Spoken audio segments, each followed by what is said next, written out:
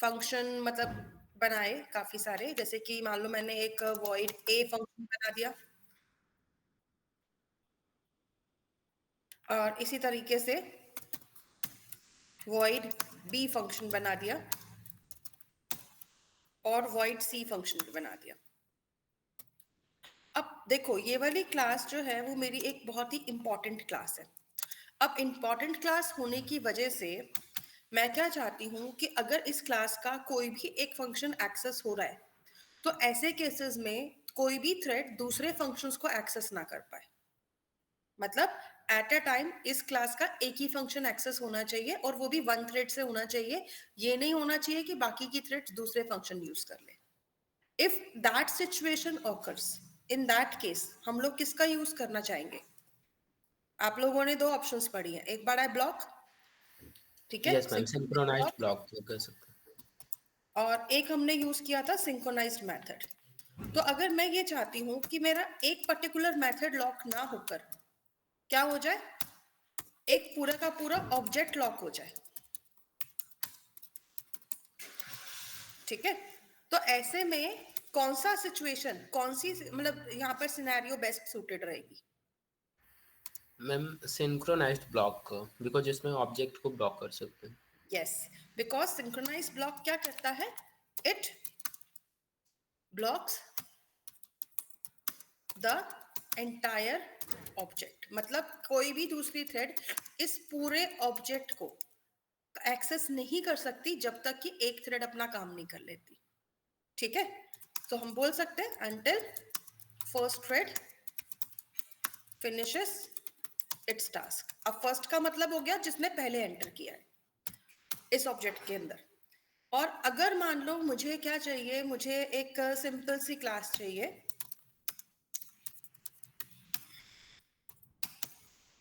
अब इस क्लास के पास यहाँ पे भी अलग से फंक्शंस बने हुए हैं,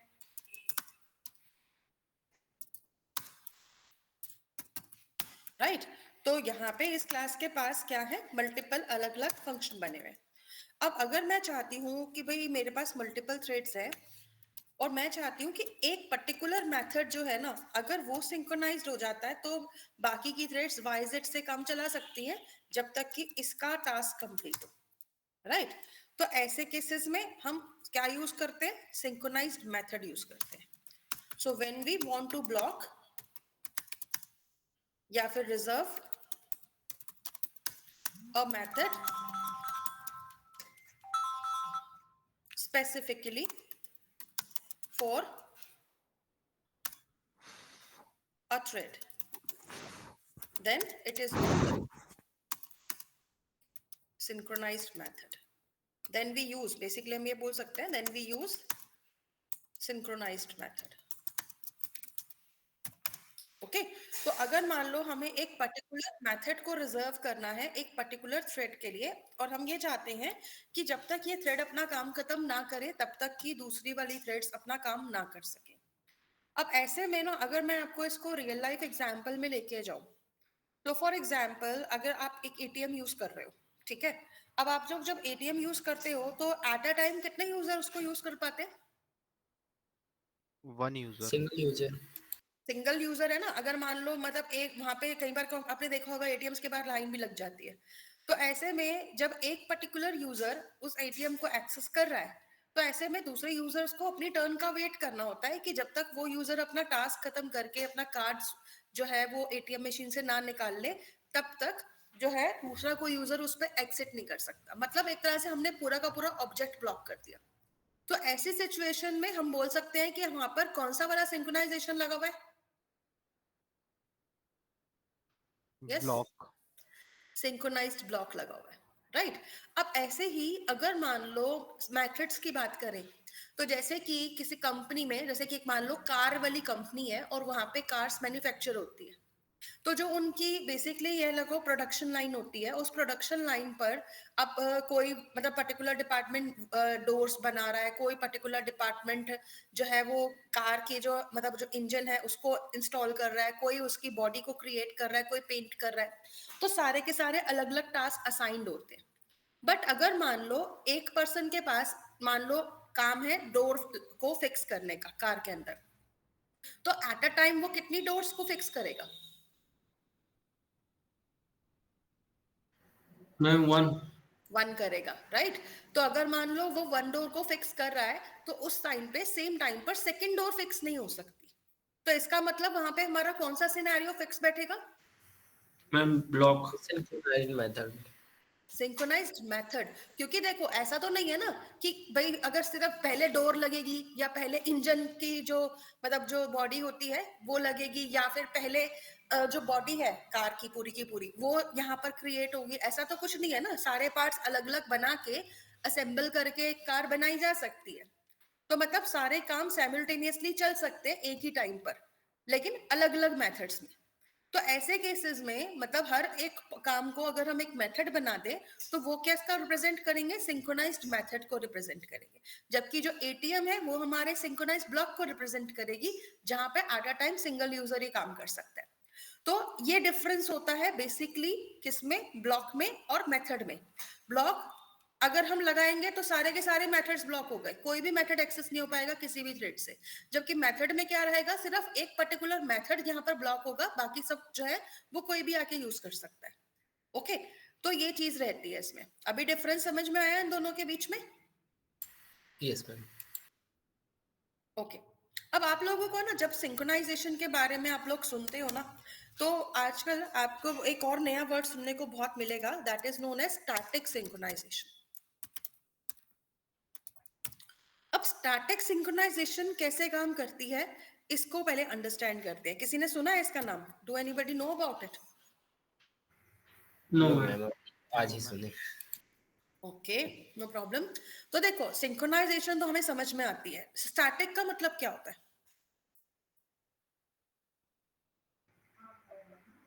ma'am fixed.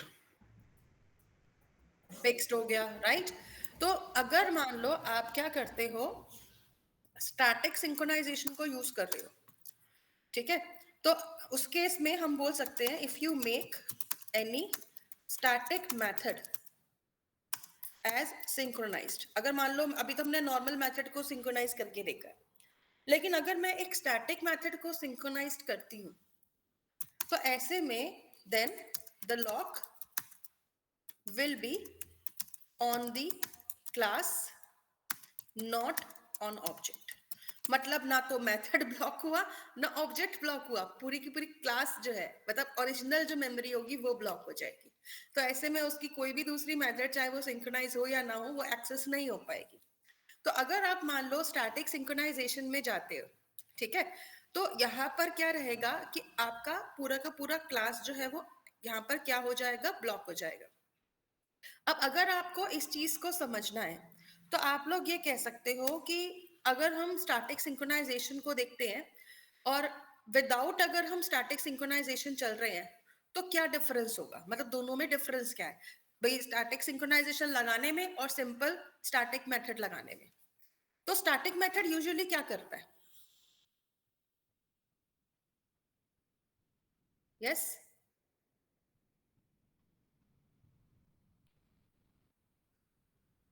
Megan? Ma'am objects basically एक टाइम पे मतलब एट ए एक टाइम मेमोरी में स्पेस एलोकेट होता है और and and without creating the objects हम मेथड्स को एक्सेस कर सकते हैं। मतलब स्टैटिक मेथड को हम विदाउट क्रिएटिंग ऑब्जेक्ट एक्सेस कर सकते हैं, राइट? तो यस मैम। और इसके अलावा मतलब इसकी मेमोरी भी एक ही बार एलोकेट होती है, बार बार हर ऑब्जेक्ट में नहीं जाती है। Yes ma'am. तो अगर मान लो आप यहाँ पर क्या बनाते हो, स्टैटिक सिंक्रोनाइजेशन बनाते हो, मतलब एक स्टैटिक मेथड को सिंक्रोनाइज कर देते हो, तो ऐसे में क्लास का जो रेफरेंस है वो यहाँ पे ब्लॉक हो जाता है। अब इस चीज को ना आप इस तरीके से भी समझ सकते हो, let me show you this way.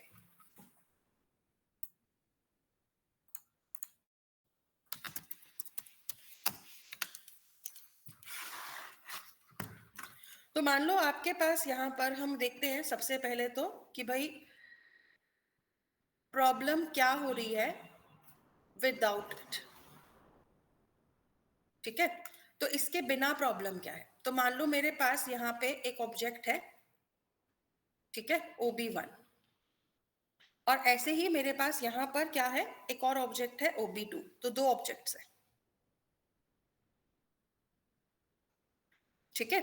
और ये एक ही क्लास के ऑब्जेक्ट्स हैं, मतलब सेम ही क्लास के ऑब्जेक्ट हैं, जो कि हमारी मान लो यहाँ पे क्लास बनी हुई है ABC। तो ये दोनों के दोनों ऑब्जेक्ट जो हैं वो इसी क्लास को बिलोंग करते हैं। अब ऐसे में हम क्या चाहते हैं कि जो भी 2 ऑब्जेक्ट है, अगर मान लो हम यहाँ पे सिंक्रोनाइज्ड मेथड लगाते हैं या सिंक्रोनाइज्ड ब्लॉक लगाते हैं, तो ऐसे में अगर मान लो मल्टीपल थ्रेड्स आती हैं और इन ऑब्जेक्ट्स को एक्सेस करती है, मान लो मेरे पास यहाँ पर थ्रेड्स है, लाइक यहाँ पे एक T1 थ्रेड है, यहाँ पे एक T2 थ्रेड है, और यहाँ पे एक हमारे पास क्या है, T3 थ्रेड है। तो तीनों की तीनों थ्रेड्स जब एक पर्टिकुलर ऑब्जेक्ट के थ्रू आती हैं, मान लो T1 जो है वो ऑब्जेक्ट 1 के अकॉर्डिंग आई, और इस क्लास में हमने एक सिंक्रोनाइज्ड मेथड बनाया हुआ है, ठीक है, A मेथड। अब अगर मान लो T1 ने ऑब्जेक्ट 1 के थ्रू इस क्लास के इस सिंक्रोनाइज्ड मेथड को एक्सेस किया, ठीक है, मतलब इसने ऑब्जेक्ट 1 के थ्रू इसको एक्सेस किया, तो ऐसे केसेस में सिंक्रोनाइज्ड मेथड जो है वो क्या हो जाएगा, लॉक हो जाएगा। इसका मतलब थ्रेड 2 या थ्रेड 3 ऑब्जेक्ट 1 के थ्रू इसको एक्सेस नहीं कर सकती, राइट? यही चीज रहेगी। Yes yes ma'am. मैम एक बार और समझा दीजिए। देखो, मैंने ना अभी तक आपको जो एग्जांपल्स बताए उसमें हमने क्या किया था, हमने एक ऑब्जेक्ट पास किया सभी के अंदर, जैसे कि पिछले वाले जो एग्जांपल्स आप लोगों ने देखे थे। तो अगर मान लो थ्रेड 1 ने ऑब्जेक्ट 1 की एक्सेस करके किसको एक्सेस किया, इस मेथड को एक्सेस किया, which is a synchronized method.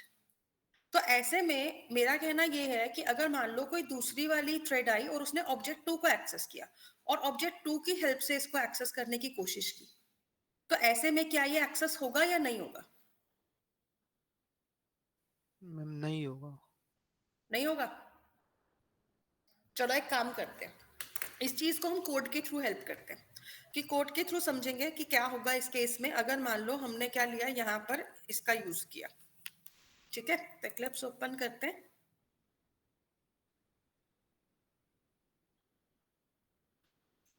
Ma'am हो सकता है क्योंकि वो अलग मेमोरी में बन जाएगा फिर दूसरा object. That's what I wanted to hear actually, कि हो सकता है, लेकिन क्यों, अगर मैंने सिंक्रोनाइज बना दिया तो भी हो सकता है।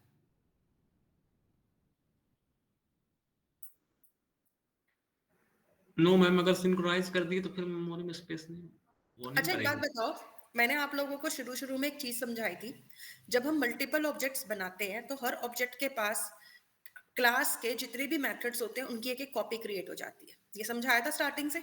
Yes ma'am. यस तो मैम। यस मतलब एक सिंक्रोनाइज्ड ए OB1 के पास है, एक सिंक्रोनाइज्ड ए OB2 के पास है। अब बताओ, थ्रेड हो 1 जब OB1 वाले से एक्सेस करेगी तो एक्सेस होगा, और थ्रेड 2 जब एक्सेस करने जाएगी तो एक्सेस होगा या नहीं होगा? होगा मैम, दोनों होगा। होगा मैम। होगा दोनों मैम। हो जाएंगे ना। Yes ma'am. तो आप अपना पुराना वाला फॉर्मूला मत भूलो जो मैंने आपको शुरू से ही सिखाया। क्या चीज थी वो, कि अगर मान लो हमारे पास 2 अलग अलग ऑब्जेक्ट है, मैंने स्टैटिक नहीं यूज किया ना अभी, स्टैटिक यूज करूंगी तो डिफरेंट स्टोरी हो जाएगी। अगर हम नॉन स्टैटिक में ही सिंक्रोनाइजेशन लगाते थे, तो ऐसे केसेस में डिफरेंस क्या आता है पहले वो समझते हैं। अभी आई थिंक आप लोगों को 60% बात तो समझ में आ गई। एक बार इसको हम कोड के थ्रू भी देखते हैं कि इसके अंदर क्या वर्किंग चलती है, ठीक है। तो लेट्स क्रिएट वन प्रोग्राम, एक क्लास बनाते हैं, और इस क्लास के अंदर हम लोग क्या बना देते हैं, इसको हम बना देते हैं फंक्शंस डेमो 1 कर देते हैं इसको, ठीक है। तो ये हमारी एक न्यू क्लास क्रिएट हो गई। अच्छा ये ना गलती से मेरा लगता है पैकेज कहीं और ही बन गया, as you can see language library में। तो हम एक काम करते हैं ना, इस लैंग्वेज का नामकरण कर देते हैं, चेंज कर देते हैं, इसको मैं बना देती हूँ पैक5, तो ये रिफैक्टर हो जाएगा ऑटोमेटिकली, ये नहीं तो इनबिल्ट क्लास में बन रहा था लाइब्रेरी में, सॉरी।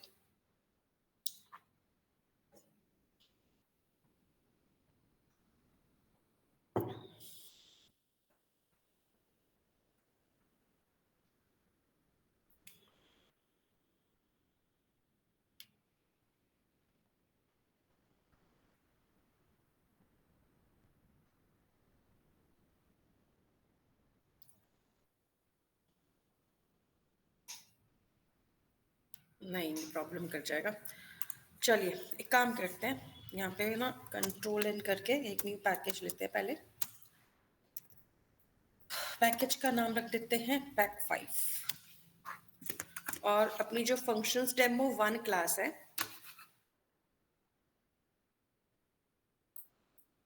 इसको मैं यहाँ मूव कर देती हूँ।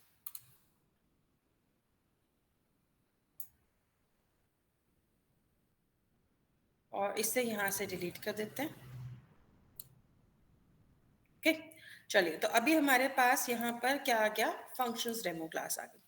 अब फंक्शन डेमो क्लास के अंदर हम लोग क्या करते हैं, एक मेथड बनाते हैं। लाइक मैंने बना दिया सिंक्रोनाइज्ड, ठीक है, वॉइड ए, या फिर चलो इसका हम नाम और कुछ रख देते हैं ऐड।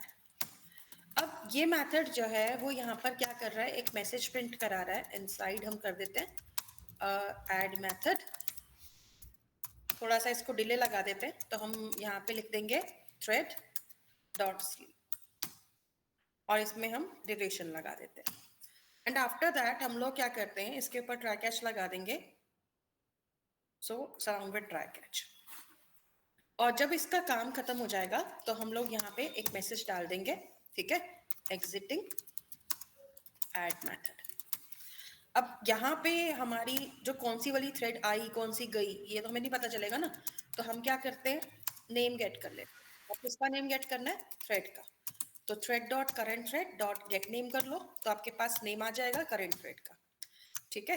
तो हम यहाँ पे थ्रेड का नाम जो है वो भी प्रिंट करा देते हैं, जिससे कि हमें आइडिया हो जाए कि कौन सी वाली थ्रेड आई। तो यहाँ पे हम इस तरीके से मैसेज डाल देते हैं। तो ये मेरा एक सिंक्रोनाइज्ड मेथड बना है, this is not a static method. अब यहाँ पे मैंने क्या किया, एक नई क्लास बना दी, ठीक है, और इसका नाम हमने रख दिया यहाँ पे threads demo.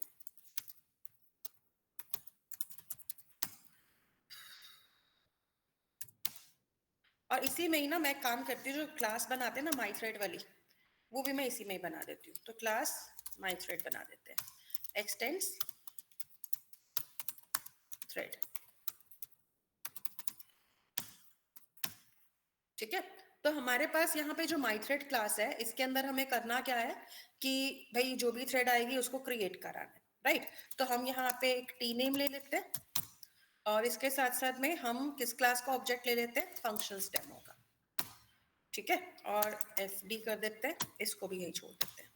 And after that my thread का एक कंस्ट्रक्टर क्रिएट करेंगे, ठीक है। तो हमारे पास एक कंस्ट्रक्टर आ गया। अब इस कंस्ट्रक्टर के अंदर हमें मिलेगा क्या क्या, एक तो मिलेगा स्ट्रिंग का, मतलब जो थ्रेड का नेम है वो प्रोवाइड होगा। दूसरा हमें फंक्शंस डेमो का ऑब्जेक्ट प्रोवाइड होगा, ठीक है।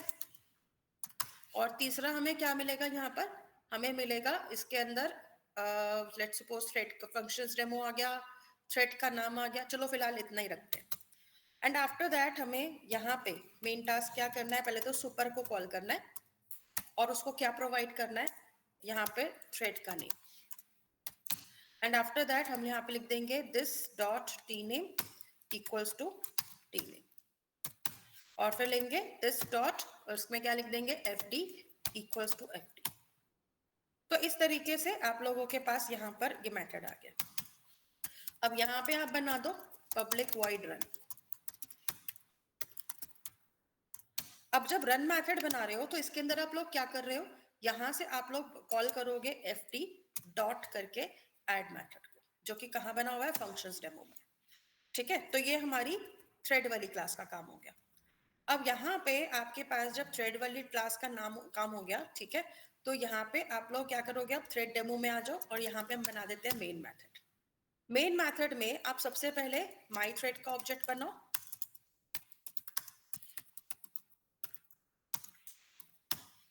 ठीक है, माई थ्रेड का ऑब्जेक्ट बनाओ। सबसे पहले तो थ्रेड का नाम दे देते हैं, तो यहाँ पे मैं लिख देती हूँ फर्स्ट, और यहाँ पे हमें क्या भेजना था, रेफरेंस भेजना था। तो हम यहाँ पे फंक्शंस डेमो का ऑब्जेक्ट बना देते हैं।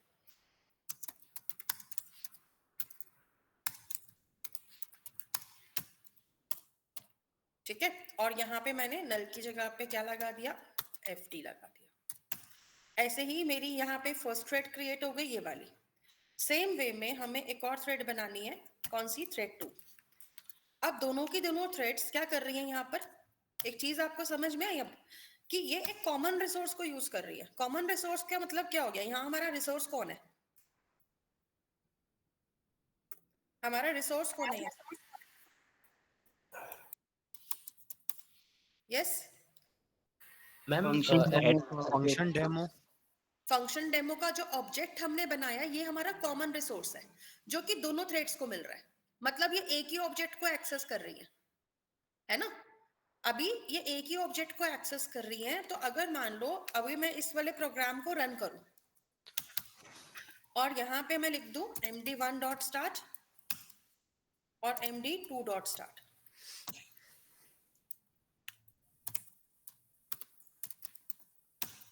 ठीक है। अब मैंने दोनों थ्रेड्स को साथ में रन कर दिया। अगर मैं प्रोग्राम रन करती हूं तो अगर पहली थ्रेड ने एंटर किया तो वही एग्जिट करेगी और सेकंड ने एंटर किया तो वही एग्जिट करेगी। मतलब एट अ टाइम एक ही थ्रेड एक्सेस कर पाएगी किसको, ऐड मेथड को, राइट। तो ये सिनेरियो रहता है जब हमारा कॉमन रिसोर्स था, जो तो अभी तक हमने किया। अगर मान लो मैं इस लाइन को हटा दूं, ठीक है, और यहां पे क्या करूं, मैं नया ऑब्जेक्ट बना देती हूँ, दोनों में अलग अलग ऑब्जेक्ट,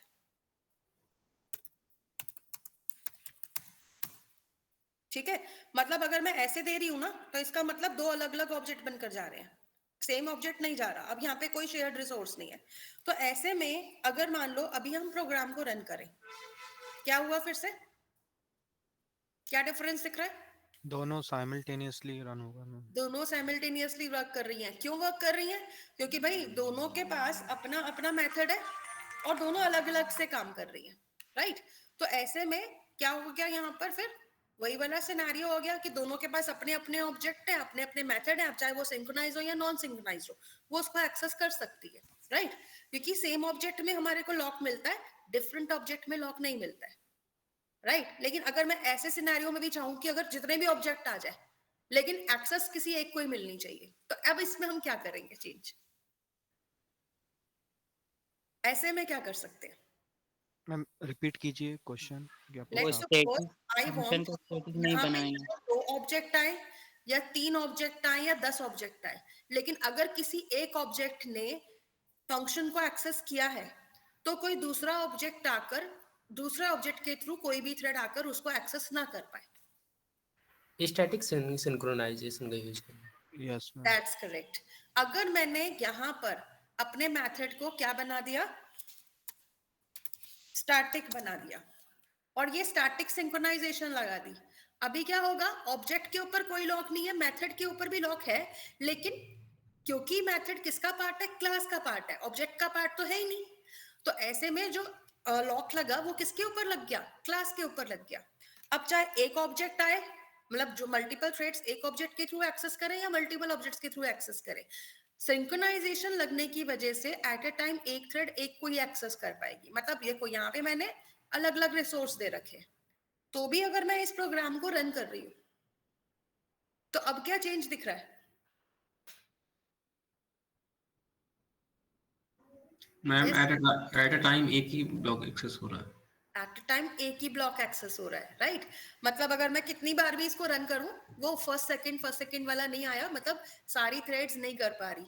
तो डिफरेंस समझ में आ रहा है स्टैटिक सिंक्रोनाइजेशन में और नॉर्मल सिंक्रोनाइजेशन में। अब यस मैम। Yes ma'am. किसी को कोई डाउट है इसमें? No ma'am. तो मतलब ये है कि अगर मान लो हमने यहाँ पे सिंक्रोनाइज्ड ए लिखा था, तो ए को तो दोनों एक्सेस कर पा रहे हैं, चाहे वो थ्रेड 2 आया या थ्रेड 1 आया या 3 आया।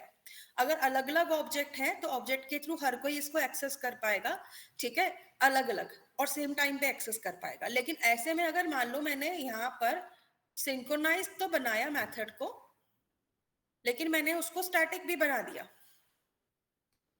तो ऐसे केसेस में जितनी मर्जी थ्रेड्स आ जाए, ठीक है, लेकिन लॉक किस पे लग गया, पूरी की पूरी क्लास के ऊपर। मतलब यहां हमने एक छोटा सा ताला लगा दिया।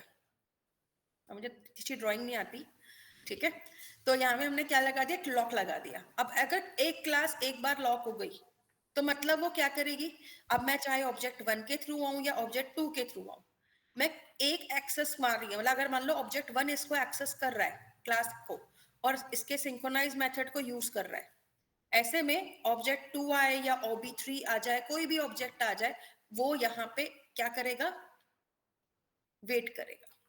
कब तक, जब तक कि ऑब्जेक्ट 1 के थ्रू जो थ्रेड आई थी, जब तक वो अपना काम खत्म नहीं करेगी तब तक वो वेट करेगा। ठीक है, so this is the concept of static synchronization. Then how will you define static synchronization guys now? अगर मैं आपसे पूछूं कि अगर आप इंटरव्यूअर पूछे what is static synchronization, how can you define it then? Ma'am अगर एक एग्जांपल लिया जाए, जैसे बैंकिंग एप्लीकेशन में होता है कि अगर मल्टीपल थ्रेड है हमारे पास और वो एट अ टाइम मतलब deposit and withdraw operation perform कर रही हैं मल्टीपल थ्रेड्स, सो अगर हमारे पास जो बैलेंस शीट है जो सेंटर पॉइंट में रखी हुई है, सो उसमें अगर हम सिंक्रोनाइजेशन ब्लॉक का यूज करें या कि स्टैटिक सिंक्रोनाइजेशन का यूज करें, तो उससे बेनिफिट ये होगा कि अगर एक थ्रेड डिपॉजिट कर पा रही है तो उस समय में वो दूसरी थ्रेड जो है विड्रॉ नहीं कर सकती, तो ये भी एक बेनिफिट हो सकता है और इस तरह से समझाया जा सकता है। एनीवन एल्स, और कौन समझाना चाहेगा? मैम यदि मैम एक one thread at a time executes completely, then another thread can execute, ऐसे कह सकते हैं। नो, आई थिंक आपको कॉन्सेप्ट समझ में आ रहा है लेकिन समझाना नहीं आ रहा, बट आई वांट कि आप लोग समझाओ भी। सार्थक कुछ कह रहे थे आई थिंक। यस मैम, जब दो थ्रेड साइमल्टेनियसली किसी को एक्सेस कर रही हैं और हमें ये नहीं कराना है, तो हम क्लास को क्लास में स्टैटिक सिंक्रोनाइज्ड मेथड यूज करेंगे जिससे एट अ टाइम एक ही क्लास एग्जीक्यूट हो सके। अच्छा, इसका कोई रियल टाइम एग्जांपल दे सकता है स्टैटिक सिंक्रोनाइजेशन का?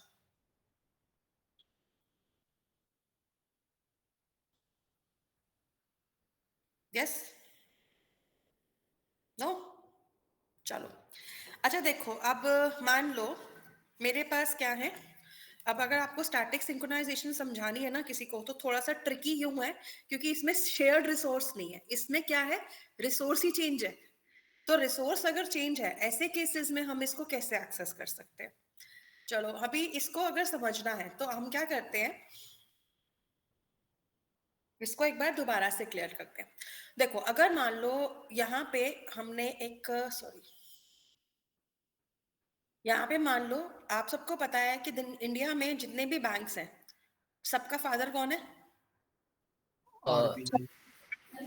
आरबीआई। RBI। RBI। ठीक है, अब आपको पता है, आप आपके अगर सिटी में या फिर मतलब वैसे तो इसका मेन सिटीज में होता है, जैसे दिल्ली में मैंने देखा है RBI का खुद का ऑफिस है, वहां पे जाकर भी आप मनी डिपॉजिट कर सकते हो और विड्रॉ कर सकते हो, नोट्स भी चेंज करा सकते हो। ठीक है, तो अगर मान लो ये RBI बैंक है जो कि सारे बैंक्स का क्या है, यहाँ पर ये कह लो फादर मदर जो भी बोल लो इसको, वो है।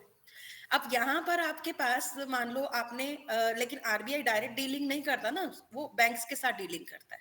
तो मान लो एक बैंक है ICICI, एक है SBI, तो मान लो हमारे पास ये दो बैंक्स हैं।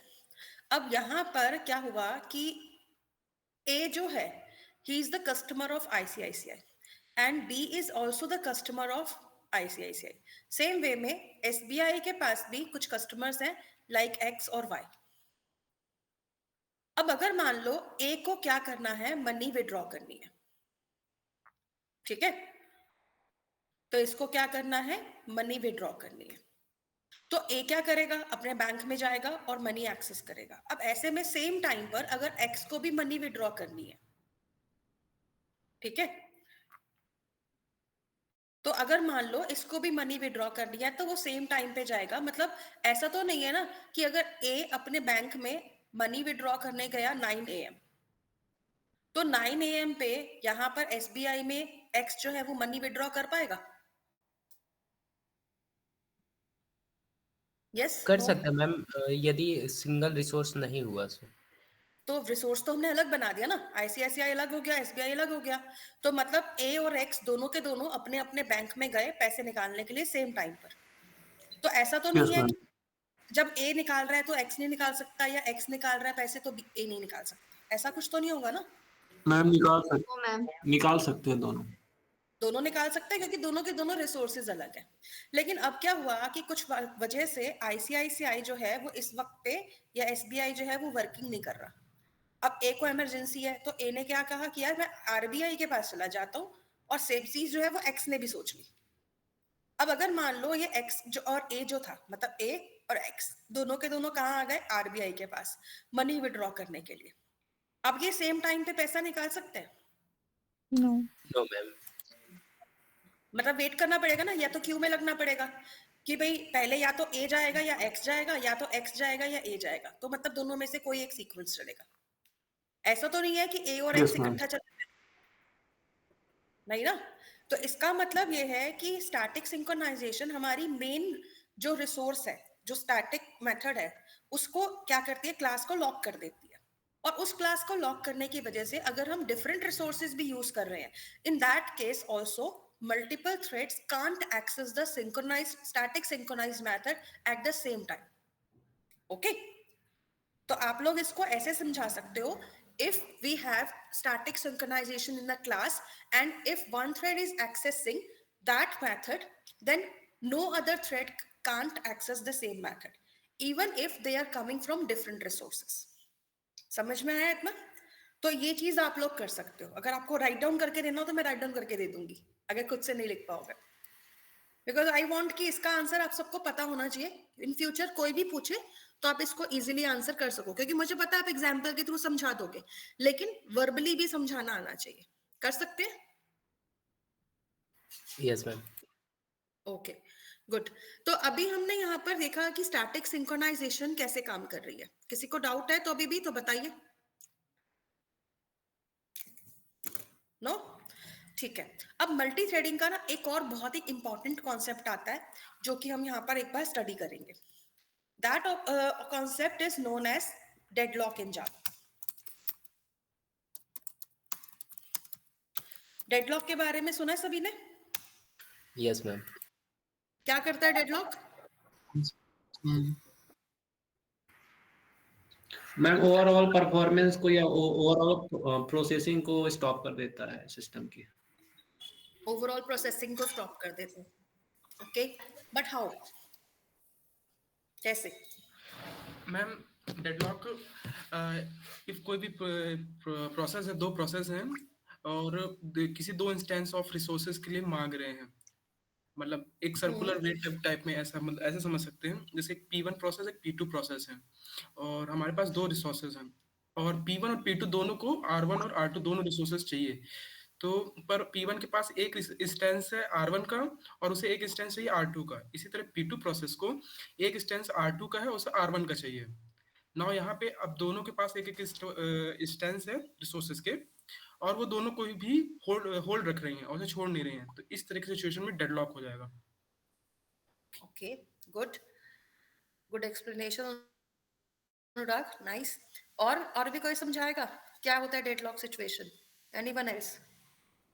हम यही होता है कि एक प्रोसेस कोई रिसोर्स मतलब होल्ड किए हुए है और दूसरे की डिमांड कर रही है, और दूसरा ऑलरेडी लॉक है, राइट? तो यस। ऐसे केसेस में, और लॉक किसके थ्रू आएगा ये तो पूछा ही नहीं मैंने। लॉक किसकी हेल्प से आएगा? सिंक्रोनाइज्ड। सिंक्रोनाइजेशन की वजह से। ऑब्जेक्ट क्योंकि लॉक। लॉक, भाई ऑब्जेक्ट लॉक करना है, मेथड लॉक करना है, कुछ भी लॉक करना है तो सिंक्रोनाइजेशन तो लगेगा ही लगेगा। तो अगर आप सिंक्रोनाइज्ड मेथड्स का यूज करते हो तो ये कहा जाता है कि सारे मेथड्स को सिंक्रोनाइज मत करो, ये मैंने आपको डे 1 से बताया। और अगर आप सिंक्रोनाइजेशन लगा रहे हो तो इंपॉर्टेंट ऑप्शंस पे ही लगाओ, सभी पे मत लगाओ। अब देखो, अगर आप लोग सिंक्रोनाइजेशंस का यूज करते हो तो आप लोगों ने जो एक्सप्लेनेशन दिया है वो बिल्कुल ठीक है, करेक्ट है। तो मैं इसको एक बार फिर से समझाती हूँ कि सिंक्रोनाइजेशन में लेट्स सपोज अगर हम बात कर रहे हैं डेडलॉक की, ठीक है, तो डेडलॉक कैसे वर्क करता है ना, हमें ये मेनली अंडरस्टैंड करना है ताकि हम इसको कहीं पर भी जाएं एक्सप्लेन कर सके, ठीक है। तो ऐसे में अगर मान लो हमारे पास यहाँ पर एक क्लास क्रिएटेड है ABC, ठीक है। अब क्लास ABC हमने बनाया और इसके अंदर मैंने दो मेथड्स बनाए, एक बना दिया, मतलब दोनों के दोनों मेथड सिंक्रोनाइज्ड है, ठीक है। तो सिंक्रोनाइज वॉइड A एक मेथड ये हो गया। अब इसमें हमने कोई टास्क करा रखा है अपना, और ऐसे ही हमने एक और मेथड ले रखा है सिंक्रोनाइज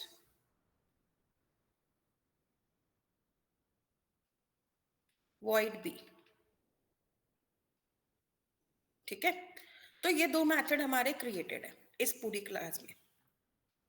अब यहाँ पर ये जो क्लास क्रिएट हुई थी हमारी, जिसमें दो सिंक्रोनाइज्ड मेथड्स हैं, अब मान लो हमने यहाँ पर क्या बनाया, इस क्लास के दो ऑब्जेक्ट बना दिए, एक बनाया ABC OB1, ठीक है। तो ये हमारा फर्स्ट ऑब्जेक्ट बना इस क्लास का, और यहाँ पर हमारा एक और ऑब्जेक्ट बन गया ABC OB2।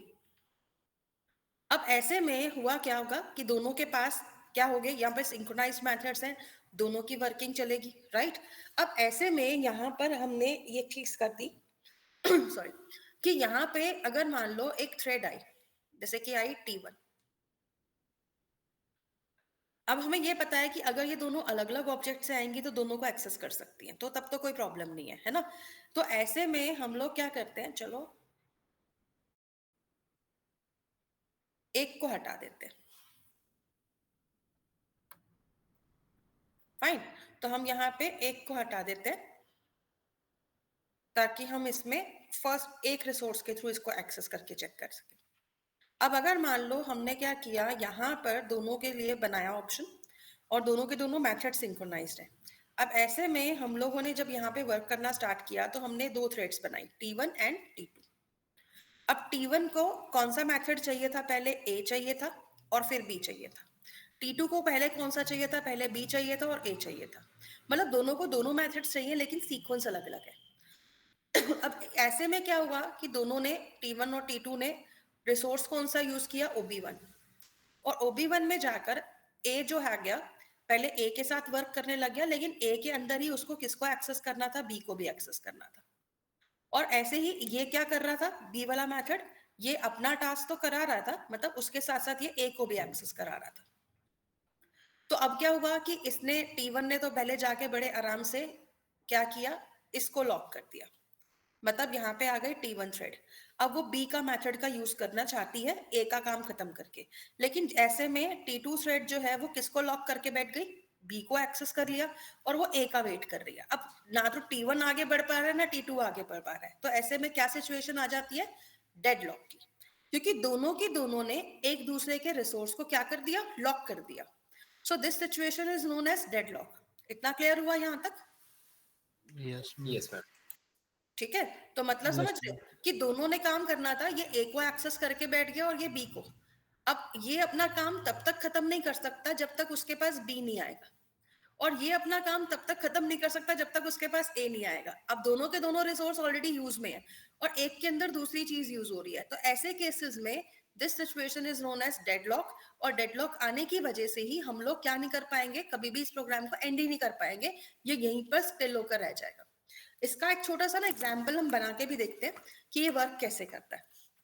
सी, अगर मान लो आप लोग यहाँ पर आते हो, चलो आपको मैं एक और शॉर्टकट भी बताऊंगी। हम यहाँ दो दो तीन तीन क्लासेस बनाते हैं ना, तो इस चीज की जगह हम सिंगल क्लास में भी काम कराएंगे अभी, ठीक है। तो शॉर्टकट में बताऊंगी कि कैसे इसको यूज कर सकते हो। तो हम यहाँ पे डेडलॉक का ही प्रोग्राम बनाते हैं, तो मैं यहाँ पे नाम रख देती हूँ डेडलॉक डेमो, ठीक है। इसमें हम मेन मेथड भी ले लेते हैं।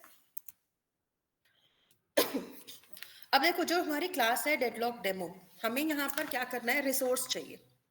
अब देखो, रिसोर्स तो कुछ भी आ सकता है, anything can be a resource, ठीक है। तो हम यहाँ पे क्या करते हैं, हमारे पास यहाँ पे फंक्शंस डेमो वाली क्लास थी ना, जिसमें हमने मेथड बनाए थे, लेकिन यहाँ पर तो चलो स्टैटिक मेथड था। चलो एक काम और करते हैं, यहाँ पर हम लोग एक मेथड और बना देते हैं, ठीक है। और इसके लिए हम बनाते हैं पब्लिक, या सिंपल बनाते हैं सिंक्रोनाइज्ड void A, या फिर ABC बना देते हैं।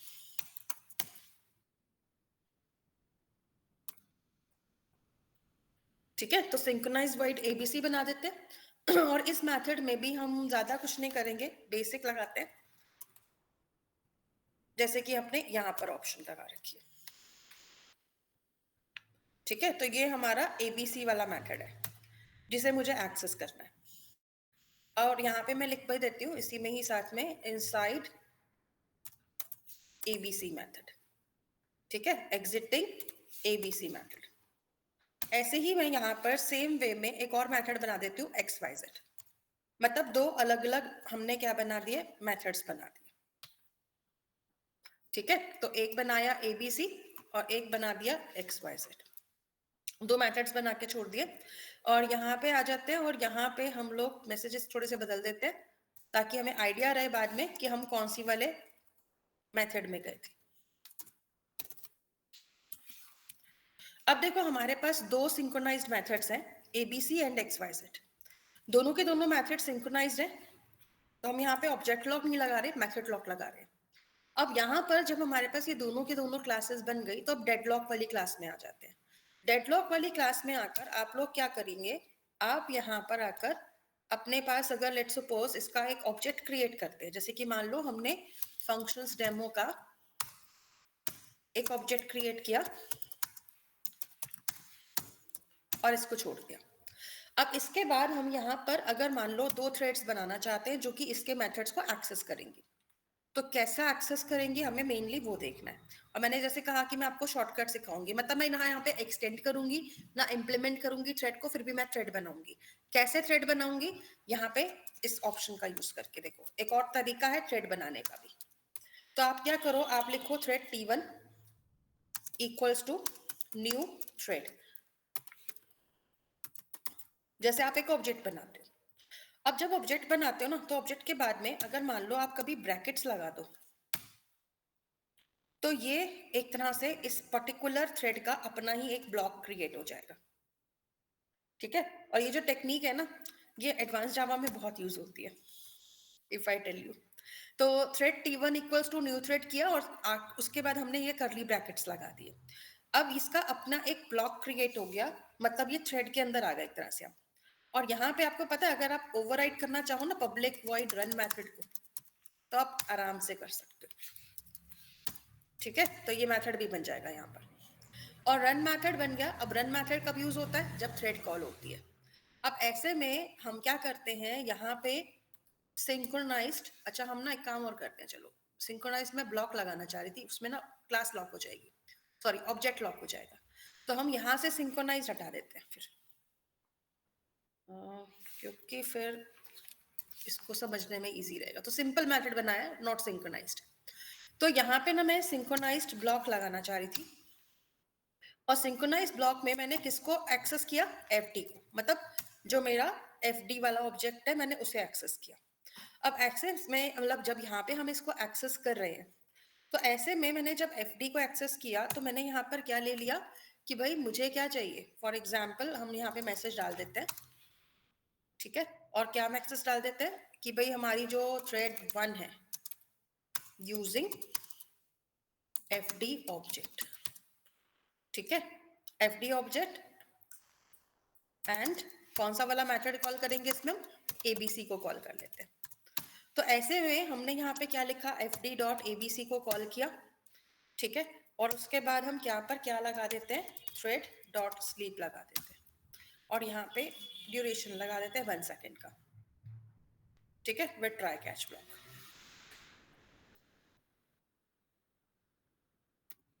तो ये आपके पास स्लीप मेथड लग गया। ठीक है, और स्लीप के बाद मैंने यहाँ पे एक मैसेज डाल दिया। ठीक है, थ्रेड 1 एक्सेसिंग, कौन सा हम एक्सेस कर रहे हैं, XYZ मेथड। तो एक्सेस करने के लिए हमने यहाँ पर क्या करना है, यहाँ पर हम लोगों को दूसरा वाला मेथड अपना एक्सेस करना है। एक्सेस करने के लिए मैं अब यहाँ पे नेस्टेड सिंक्रोनाइजेशन लगाऊंगी, मतलब मैंने FD को ही दोबारा से लिया। ठीक है, या फिर एक काम करते हैं ना, एक यहाँ पे दो ऑब्जेक्ट ही बना देते हैं अलग अलग, क्योंकि हमने ऑब्जेक्ट लॉक लगा दिया ना, तो हम फंक्शंस डेमो 2 कर देते हैं। ठीक है, डेमो 1 FD ऊपर वाले को 1 और नीचे वाले को 2 कर देते हैं। New functions demo 1, that will be better. तो अब देखो, अगर मान लो मैंने यहाँ पर ऑब्जेक्ट लॉक लगाना था, तो मैंने एक लॉक लगाया fd1 के ऊपर, और उसके बाद मुझे एक्सेस करना है fd2 का ऑब्जेक्ट, और यहाँ आकर हम लोग मैसेज डाल देते हैं यूजिंग fd2 नाउ। तो मेथड की जगह पे क्या कर देते हैं, fd2 लगा देते हैं, हमने ऑब्जेक्ट को एक्सेस किया। मतलब हमारे पास यहाँ पर एक ही क्लास के ऑप्शंस आ गए। तो फर्स्ट ऑब्जेक्ट आया और फिर सेकंड ऑब्जेक्ट आ गया। ठीक है, तो अब यहाँ पर ये क्या कर रहा है, नेस्टेड सिंक्रोनाइजेशन लगा रहा है। नेस्टेड सिंक्रोनाइजेशन का मतलब हो गया कि यहाँ पे एक सिंक्रोनाइजेशन के अंदर दूसरा सिंक्रोनाइजेशन आ गया। फाइन, तो ये हमारी एक थ्रेड क्रिएट हो गई, फर्स्ट थ्रेड। अब अगर मान लो मुझे ऐसी ही एक और थ्रेड क्रिएट करनी है, तो मैं इसी को कॉपी पेस्ट कर देती हूँ और t1 की जगह पे t2 लगा देती हूँ। अब ये क्या करेगी, पहले ये fd2 को एक्सेस करेगी और यहाँ पे ये वेट करेगी fd1 का। ठीक है, और यहाँ पे हम क्या कर देते हैं, थ्रेड 1 यूजिंग, या फिर sorry thread 2 using fd2 object and thread 2 accessing fd1 using fd1 now. ठीक है, तो मतलब एक को हमने एक ऑब्जेक्ट दिया और फिर दूसरे ऑब्जेक्ट के लिए हम चले गए, लेकिन दूसरा ऑब्जेक्ट पहले एक और थ्रेड लेकर बैठी है और वो फर्स्ट ऑब्जेक्ट के एक्सेस होने का, मतलब फ्री होने का ही वेट कर रही है। अब इन दोनों थ्रेड्स को रन कैसे करेंगे, देखो t1 डॉट स्टार्ट बटन लगाओ और t2 डॉट स्टार्ट लगा दो। मतलब मैंने यहाँ पे बिना एक्सटेंड या इम्प्लीमेंट किए थ्रेड को क्रिएट किया है। ठीक है, और उसकी फंक्शनैलिटी भी डिफाइन कर दी। तो अब अगर मान लो मैं इस प्रोग्राम को रन करती हूँ, अभी क्या दिखा रहा है, देखो ये प्रोग्राम टर्मिनेट नहीं हुआ। क्या दिखा रहा है, thread 1 using fd1 object, thread 2 using fd2 object. मतलब थ्रेड 1 भी आई और 2 भी आई, और दोनों की दोनों क्या कर रही हैं, यहाँ पर अपने अपने ऑब्जेक्ट को एक्सेस कर रही है। उसके बाद इसने abc मेथड एक्सेस किया, थ्रेड 0 ने और 1 ने भी किया। अब इसने एग्जिट तो कर लिया abc से, एक्सेसिंग fd2 आ गया और एक्सेसिंग fd1। और ये देखो, ये मैसेज मैंने कहाँ डाला था, एक्सेसिंग वाला मैंने डाला था दूसरे वाले सिंक्रोनाइज ब्लॉक में जाने से पहले। अब दोनों की दोनों ही थ्रेड जो है वो इसी पॉइंट पे अटकी हुई हैं, मतलब ये नेक्स्ट पॉइंट पे नहीं जा पा रही। मतलब ये वाले में जहाँ पे ये लिखा हुआ आ रहा था यूजिंग fd2 नाउ या यूजिंग fd1 नाउ, ये चीज आ रही है, नहीं आ रही यस ना। मैम।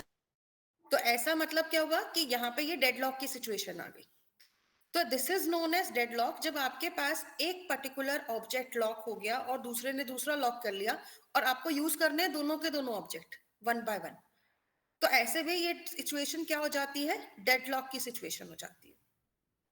अब ऐसी सिचुएशन को अगर आपको सॉल्व करना है तो यूजुअली पता देखो क्या बोला जाता है कि अगर आपके पास कभी भी डेडलॉक आता है, when two threads are using synchronized different synchronized methods and also want to use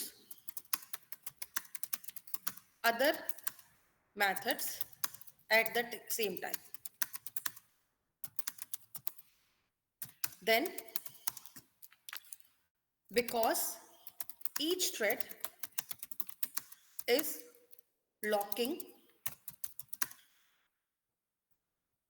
one method, so no thread can access other method due to synchronization. तो when two thread or threads are using different methods, synchronize भी मतलब, ठीक है, and also want to use other methods at the same time, then because each thread is locking one method, so no thread can access other method due to synchronization. तो इस situation को हम क्या बोलते हैं, this situation is known as deadlock. तो deadlock की situation आ जाती है। अब आप मुझे ये बताओ कि आपने डेडलॉक को सॉल्व किया है कभी? डेडलॉक को रिजॉल्व कैसे करते हैं? यस? No ma'am. देखो, डेडलॉक को रिजॉल्व करने का जो एक तरीका बताया जाता है वो ये रहता है, ठीक है? To resolve the problem of deadlock, you need to provide the access of resources। resources का मतलब हो गया ऑब्जेक्ट्स या फिर मेथड्स जो भी आपके सिंक्रोनाइज्ड है, ठीक है? So you need to provide the access of resources, objects और methods in the same sequence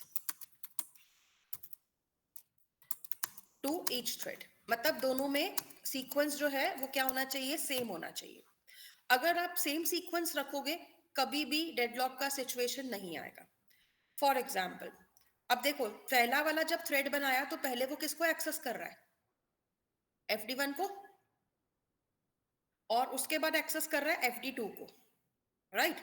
लेकिन यहाँ पे उल्टा हो रहा था, पहले ये FD2 ले रहा था फिर FD1 ले रहा था। तो अगर मैं यहाँ पर सीक्वेंस को क्या कर दूं? सेम कर दूं, ठीक है? तो मैंने यहाँ पर क्या किया? FD1 को ही एक्सेस दे दिया, एंड आफ्टर दैट यहाँ पर मैंने एक्सेस कर दिया FD2 का। तो मैंने सीक्वेंस सेम कर दिया।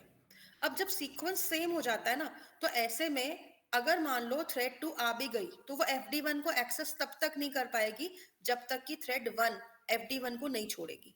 और थ्रेड 1 FD1 को कब छोड़ेगी? जब वो अपना काम भी करेगी और FD2 को भी यूज कर लेगी, उसके बाद वो FD1 को छोड़ेगी, ठीक है? तो इसलिए सेकंड थ्रेड को क्या करना पड़ेगा? वेट करना पड़ेगा जब तक कि FD1 रिलीज नहीं होगा, और जब FD1 रिलीज होगा तो ये अपना टास्क करा सकती है। क्लियर हुआ यहाँ पे डेडलॉक को कैसे रिजॉल्व करना है? तो ऑब्जेक्ट शेयरिंग का जो सीक्वेंस है वो हर थ्रेड को क्या मिलना चाहिए? सेम मिलना चाहिए। अगर आपने इसको अपोजिट रखा तो कहीं ना कहीं जाके डेडलॉक का सिचुएशन आएगा ही आएगा।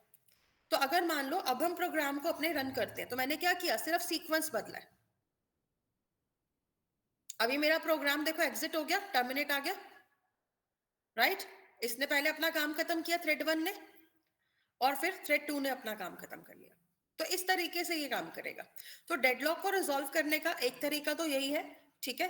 टू रिजॉल्व डेडलॉक आपको क्या करना है? ऑब्जेक्ट शेयरिंग जो है उसका सीक्वेंस सेम रखना है फॉर ईच मेथड या for each thread.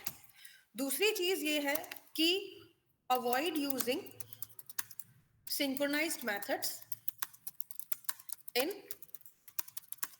Large quantity. मतलब इसको ज्यादा से ज्यादा यूज मत करो। Use it only when it is required। तो जब आपको इसकी जरूरत हो सिर्फ तब यूज करो, अदरवाइज हर थ्रेड को ऑब्जेक्ट लॉक देने की जरूरत नहीं है, या हर हर मेथड को सिंक्रोनाइज करने की जरूरत नहीं है। तो ये कोशिश करनी है कि अगर आप सिंक्रोनाइजेशन लगा रहे हो तो यहाँ पर कभी भी आप लोग इस तरह की सिचुएशन नहीं आने दोगे, ठीक है? दूसरी चीज ये है कि अभी तो हमने 2 ऑब्जेक्ट्स में दिखाया, अगर मान लो हमारे पास मल्टीपल सिचुएशंस भी आती हैं, मान लो हमारे पास एक से ज्यादा थ्रेड्स हैं और एक से ज्यादा रिसोर्स है, और एक थ्रेड ने, मान लो थ्रेड ए जो है,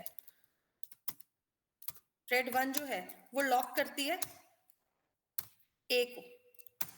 अब ऐसे ही में थ्रेड 2 जो है वो लॉक कर रही है बी को। थ्रेड 3 जो है वो लॉक कर दे किसको? सी को। अब मान लो इसी तरह से हमारे पास थ्रेड 4 आ जाती और वो लॉक कर देती किसको? डी को। और यहाँ पर ये क्या कर रही है? यहाँ पे ये ए को लॉक करके वेट कर रही है फॉर बी। यहाँ पर इसने क्या किया? ये वेट कर रही है फॉर सी, और ये वेट कर रहा है फॉर डी, और ये जो है ये वेट कर रही है फॉर ए। अब मुझे ये बताओ, इस तरह की सिचुएशन से निकल पाओगे? प्रोग्राम एंड होगा हमारा कभी भी? No ma'am. क्यों?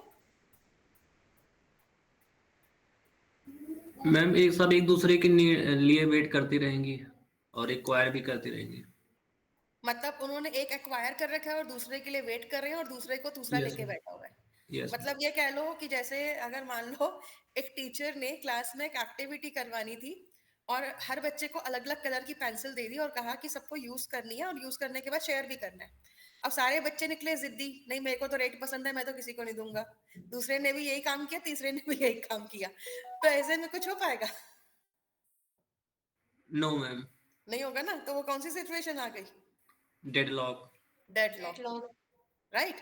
तो इस टाइप की सिचुएशंस को हम डेडलॉक सिचुएशंस बोलते हैं। अभी यार मैंने थोड़े दिन अभी कल परसों एक शो देख रही थी, उसमें ऐसा ही कोई सिचुएशन मुझे दिखा था। रियलिटी शो था, किसी ने देखा? No ma'am.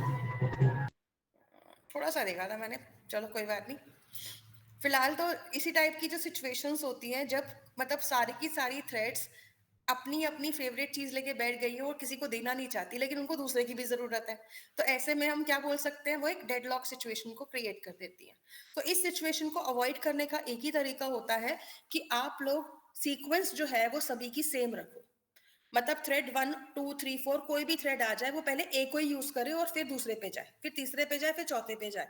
तो ये सिचुएशन रिजॉल्व हो सकती है, राइट। लेकिन अगर वो ऐसा करेंगी कि सभी एक एक लेके बैठ जाएंगी और अपना काम नहीं छोड़ेंगी तब तक कि दूसरा ना मिल जाए, तो ऐसी सिचुएशन को हम लोग क्या बोलेंगे? डेडलॉक बोलेंगे।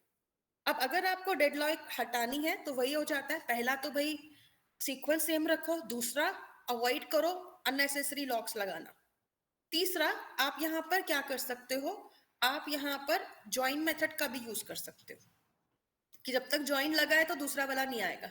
ठीक है, तो वो भी कर सकते हैं। तो आप लोग यहाँ पर डेडलॉक को इसी तरीके से रिजॉल्व कराओगे। फिलहाल डेडलॉक क्लियर है सभी को? Any doubts there? मैम ये थ्रेड ब्लॉक का थोड़ा सा समझा दीजिए कि थ्रेड काइंडली। ब्लॉक का मतलब यही हो गया ना, मतलब सॉरी थ्रेड ब्लॉक मैं नहीं कहूंगी, इसको हम ऑब्जेक्ट ब्लॉक कहेंगे, क्योंकि ऑब्जेक्ट ब्लॉक हो गया ना जब तक कि एक थ्रेड एक्सेस कर रही है दूसरी एक्सेस कर ही नहीं पा रही, तो that is known as thread block. जैसे मैम कि मैं, जैसे आपने थ्रेड क्रिएट किया विदाउट थ्रेड क्लास, तो ऐसे इसको। अच्छा उस चीज को कह रहे हो? ओके चलो कोई नहीं।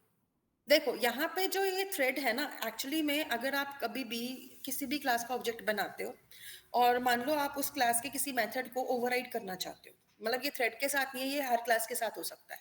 तो आप बस क्या करते हो, मतलब आपको उसके लिए अलग से क्लास या मेथड नहीं बनाना है, आप चाहते हो कि यहीं पे हो जाए शॉर्टकट में काम। तो ऐसे में आप क्या करोगे, थ्रेड का ऑब्जेक्ट बनाओ, लेकिन ऑब्जेक्ट बनाने के बाद इसके ब्रैकेट्स लगा दो। ठीक है, अब ब्रैकेट अगर लगा दिया ना तो एक तरह से ये कह लो कि हमने एक एनोनिमस मतलब यहाँ पे क्लास बना दी या एक इनर क्लास टाइप बना दी थ्रेड की, और उसके अंदर हम उसका रन मेथड भी एक्सेस कर रहे हैं, और रन मेथड में तो फिर हम जो भी काम कराएंगे वो आपकी थ्रेड के साथ में वर्किंग में आ जाएगा। ठीक है, तो आप ऐसे कोई भी मेथड ले सकते थे थ्रेड का इसी के अंदर। अभी समझ में आया? मैम कोड में थोड़ा सा कॉम्प्लेक्सिटी आ रही है, समझ में नहीं आया थोड़ा। चलो मैं इसको थोड़ा शॉर्ट में दिखाती हूँ तुम्हें। एक काम करते हैं ना, इसी क्लास को सेव एज कर लेते हैं।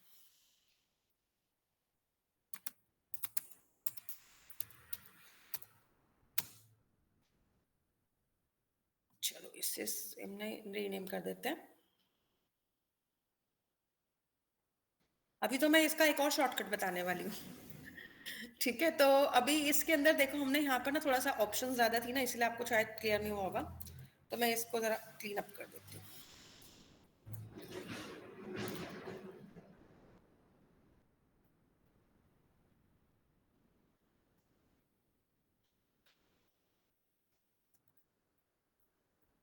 मैम ये भी रीजन है ना इसके पीछे कि जो अभी तक हमने प्रोग्राम बनाए वो उसमें हमें एक ही रन मेथड में सारा काम किया है, इसमें दो दो रन मेथड है। क्योंकि देखो ना यहाँ पे हमने ये थ्रेड का अलग से ब्लॉक बना दिया, तो एक तरह से ये कह लो कि अगर मान लो मेरे पास दो अलग क्लास है, दोनों ही थ्रेड का ऑब्जेक्ट बना रही है या फिर थ्रेड को एक्सटेंड कर रही है या इम्प्लीमेंट कर रही है, मतलब थ्रेड बना रही है किसी भी तरीके से, तो दोनों के दोनों थ्रेड्स ये अलग अलग क्लास का पार्ट है। मतलब ये मान लो this is part of class A and this is part of class B. ऐसा भी तो होता है ना कई बारी कि आप लोग मतलब एक ही जगह पे काम ना करके अलग अलग क्लासेस में से भी तो कर सकते हो ये काम। मल्टीपल क्लासेस बना दी थ्रेड के लिए हमने। अब ऐसे में क्लास ए जो है वो ये थ्रेड है उसका अपना बना हुआ है ब्लॉक और ये क्लास बी का बना हुआ है, ठीक है। अब इसके अंदर जो रन मेथड है वो अपना काम कर रहा है और इसके अंदर जो थ्रेड मेथड है, रन मेथड है, वो अपना टास्क कर रहा है, मतलब दोनों के रन अलग अलग है। तो this is how we can also work. तो अगर आपको यहाँ पे कुछ भी काम कराना है तो वो आप करा सकते हो सेम टाइम पर, मतलब जो काम अभी तक हम दूसरे रिसोर्सेज में करा रहे थे सेम यहाँ पर भी हो सकता है। जैसे कि मान लो आपने i इक्वल्स टू 1 लेकर i less than equal to 10 लिया और फिर यहाँ पे i प्लस प्लस करके प्रिंट कराना है, तो मैंने यहाँ पे सिस आउट किया और यहाँ लिख दिया थ्रेड 1 और यहाँ पे हमने i प्रिंट कर दिया। सेम मेथड अगर मान लो मैं यहाँ पे भी बना देती हूँ, ठीक है। तो अब मान लो मैंने दोनों थ्रेड्स को रन किया, तो दोनों थ्रेड्स अपना अपना काम कर रही है, देखो। अच्छा, मैंने मैसेज प्रिंट चेंज नहीं किया, तो अब देखो दोनों थ्रेड्स अपना अपना टास्क कर रही हैं। थ्रेड 2 भी आ रही है, थ्रेड 1 भी आ रही है, बीच में थ्रेड 2 भी अपना आ रही है काम खत्म करने, फिर थ्रेड 1 आ गई, राइट। तो इस तरीके से आप लोगों को यहाँ पे ऑप्शंस दिख रही है। तो इसका मतलब ये है कि ये अलग क्लास में थी और ये अलग क्लास में है, और जैसे दो क्लासेस में अलग अलग फंक्शन काम करना चाहिए, लेकिन आप दोनों क्लासेस को एक ही साथ में सेम टाइम पे रन करा रहे हो। जैसे यूजर 1 और यूजर 2 एक साथ में गूगल का पेज एक्सेस कर रहे हैं, ठीक है। तो दोनों के पास अपनी अपनी एक कॉपी है और दोनों अपना अपना इंडिविजुअल काम कर रहे हैं, लेकिन गूगल जो है वो उनका मेन ब्राउजर है, तो वो दोनों की एक्टिविटी ऑब्जर्व कर रहा है कि पहला वाला क्या कर रहा है और दूसरा वाला क्या कर रहा है, ठीक है। तो मतलब ये मेन मेथड हमारा हो गया मेन ब्राउजर जो कि एक्टिविटी ऑब्जर्व कर रहा है, और ये क्या हो गए हमारे यूजर्स हो गए। समझ में आया ये चीज? Yes ma'am. तो मतलब दोनों का अपना अपना ब्लॉक है, अपनी अपनी मेमोरी है, और दोनों अपनी अपनी मेमोरी में काम कर रहे हैं। वो तो हम डेडलॉक कर रहे थे तो वो सेम रिसोर्स को यूज करने की कोशिश कर रहे थे, तो वहां पर डेडलॉक सिचुएशन था। नहीं तो आप इस तरह से भी थ्रेड्स को इंडिविजुअली वर्क करा सकते हो। लाइक ये कह सकते हो कि एक शॉर्टकट है जो कि आपको एक ऑब्जेक्ट का अलग से ब्लॉक बनाने की हेल्प कर देता है विदाउट क्रिएटिंग, मतलब विदाउट इम्प्लीमेंटिंग रनेबल और extending the thread interface. Clear है यहाँ तक? अब देखो यस इसी मैम। चीज का ना एक शॉर्टकट अभी आपको और भी देखने को मिलेगा आगे वाले प्रोग्राम्स में। एक और चीज दिखाती हूँ, पहले से ही बता देती हूँ इसको ताकि आप आगे देखो तो आप शॉक ना हो जाओ। देखो आप लोग क्या कर सकते हो, अगर आपको ऑब्जेक्ट भी नहीं बनाना तो आप सिर्फ ऐसा भी लिख सकते हो। अब आप सोचोगे ऑब्जेक्ट तो बनाया नहीं, स्टार्ट कैसे करेंगे? नहीं, मतलब ये जो t1 डॉट स्टार्ट और t2 डॉट स्टार्ट हमने लिखा था ये तो काम नहीं करने वाला। तो अब इसको स्टार्ट कैसे करेंगे? तो ऐसे में ना आप ये भी कर सकते हो। ये सारे शॉर्टकट्स एडवांस जावा के होते हैं। एडवांस जावा में आप किसी भी क्लास के साथ में ऐसा कर सकते हैं। सी, तो अब ये थ्रेड 1 स्टार्ट हो जाएगी यहाँ से और थ्रेड 2 स्टार्ट हो जाएगी यहाँ से। तो ये तरीका भी है, ऐसे भी थ्रेड्स बन सकती हैं, मल्टीपल थ्रेड्स बन सकती हैं, सबको अपना अपना रन मेथड मिल सकता है, ठीक है। और ऐसे ही ऑब्जेक्ट बना के भी आप अलग से भी बना सकते हो अगर आपको ऑब्जेक्ट की जरूरत है तो। So this is also a way. Clear है यहाँ तक कैसे वर्क करेगा ये? Yes ma'am. ठीक है, तो ये भी तरीका यूज कर सकते हो और इसके साथ साथ में जो दूसरा वे बताया वो भी यूज कर सकते हो। एक बार इसको ना ट्राई करके देखो। मैं काम कर रही हूँ, आप लोगों को भी मैंने जितने भी प्रोग्राम्स बनवाए हैं ना आज, मैं ये सारे प्रोग्राम्स आपको शेयर कर देती हूँ। तो आप लोग इन सारे प्रोग्राम्स को एक बार करके देखो, पढ़ो, समझो। अगर फिर भी कोई डाउट है ना देन लेट मी नो, वहां मैं आपको फिर हेल्प कर दूंगी। एक बार इनको पढ़ो और देखो क्या प्रोग्राम्स में लिखा हुआ है। अगर क्रिएट करके देखना है तो क्रिएट करके देख लेना।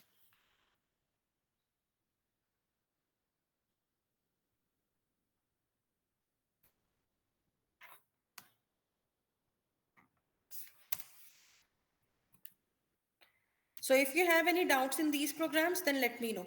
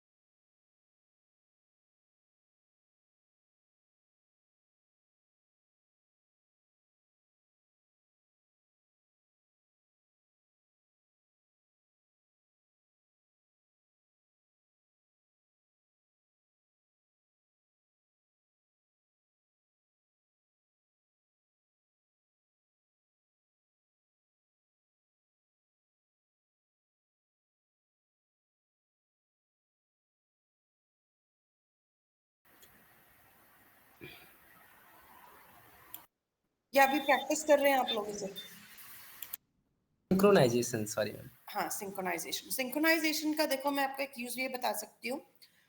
फॉर एग्जाम्पल आपके पास आप एक बैंकिंग एप्लीकेशन बना रहे हो, तो बैंकिंग एप्लीकेशन जब बनता है, फॉर एग्जाम्पल अभी हमने एटीएम का ही एग्जाम्पल दिया था, तो एटीएम में सिंक्रोनाइजेशन ही तो यूज होती है ना,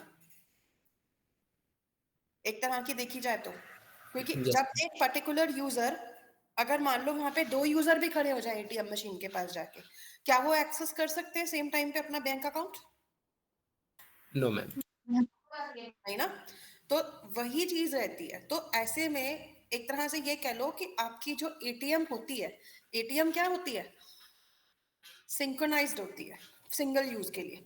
मतलब जब तक एक यूजर अपना ट्रांजैक्शन फिनिश करके या फिर कैंसिल करके बाहर नहीं जाएगा, तब तक दूसरा यूजर उस मशीन को एक्सेस नहीं कर सकता। So that is a very good example of synchronization. अच्छा, एटीएम का फुल फॉर्म तो पता होगा सबको, क्या होता है? Automatic trailer machine. एक और भी मैंने सुना था कुछ,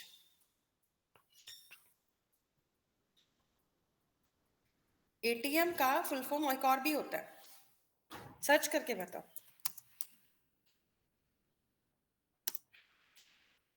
ऑटोमेटिक टेलर मशीन, और इसके अलावा और क्या चीज आ सकती है?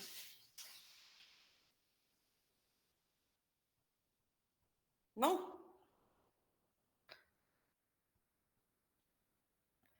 चलो कोई बात नहीं, मेरे को ढूंढ के बता। इसमें तो यही बता रहा है, automated teller machine.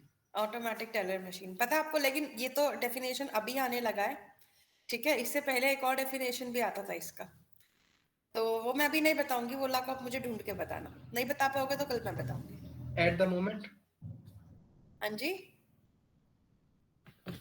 At the moment, ऐसा शायद मैंने सुना था मैम। नहीं नहीं ऐसा नहीं है इसका, एक मोर इंटेंस है, मोर इंटेंस इसका क्या कहते हैं कि कह लो कि फिल्म, इसका मतलब मीनिंग आता है।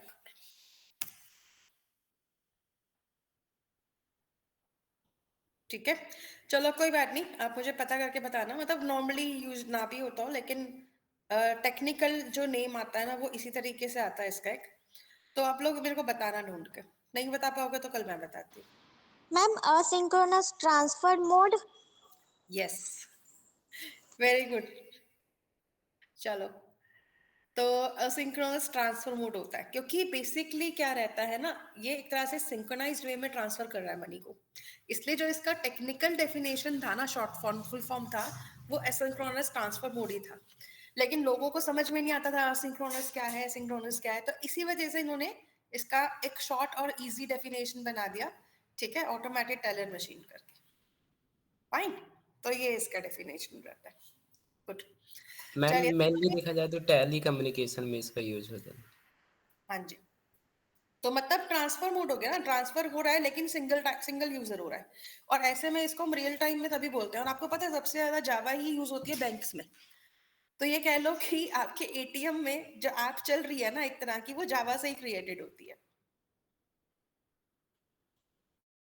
ओके, चलिए फिलहाल आप लोग प्रोग्राम्स देख लीजिए, सारे प्रोग्राम्स हो गए, सबने देख लिया या फिर अभी प्रैक्टिस कर रहे हैं? शिव सागर आपके हो गए, ओके, बाकी सब? अभी देख रहे हैं। चलो कर लो, 5 मिनट और दे देती हूँ, देख लो, उसके बाद फिर मैं एक और टॉपिक पढ़ाना चाह रही थी, फिर वो करते हैं।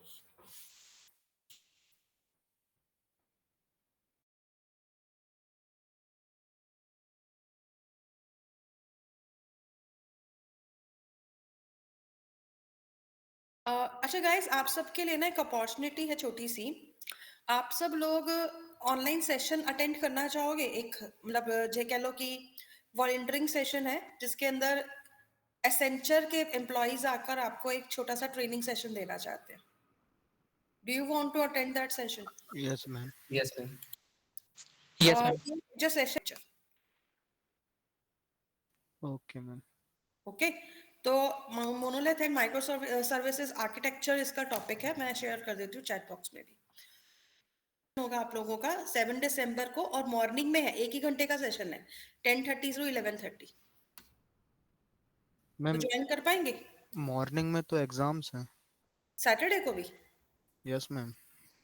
ओके, तो किस किस का एग्जाम है? सभी का है? 3:30 का सेशन है।